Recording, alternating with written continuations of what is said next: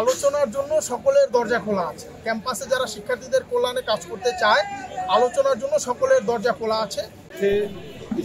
ছাত্রদের স্বার্থে, সবার স্বার্থে আপনারা ঐক্যবদ্ধভাবে নির্বাচন করবেন বলেছেন। এই ক্ষেত্রে ইসলামী ছাত্র শিবির বা ইসলামী অন্যান্য দলগুলোর যে ছাত্র সংগঠন রয়েছে তাদের সাথে কি আপনারা সমন্বয় করবেন কি? আলোচনার জন্য সকলের দরজা খোলা আছে। ক্যাম্পাসে যারা শিক্ষার্থীদের কল্যাণে কাজ করতে চায়, আলোচনার জন্য সকলের দরজা খোলা আছে।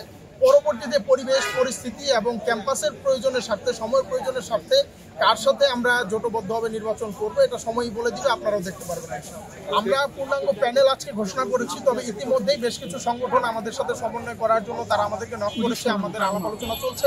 ক্যাম্পাসের স্বার্থে, শিক্ষার্থীদের কল্যাণে, বৃহত্তর স্বার্থে আমরা ঐক্যবদ্ধভাবে জোটবদ্ধভাবে নির্বাচন করতে আমাদের দরজা খোলা আছে, আলোচনার দরজা খোলা আছে, আমরা আলোচনা জারি রেখেছি।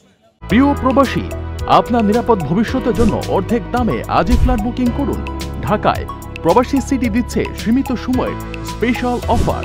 জমি ও ফ্ল্যাট একসাথে। যোগাযোগ করুন স্ক্রিনে দেওয়া নম্বরে।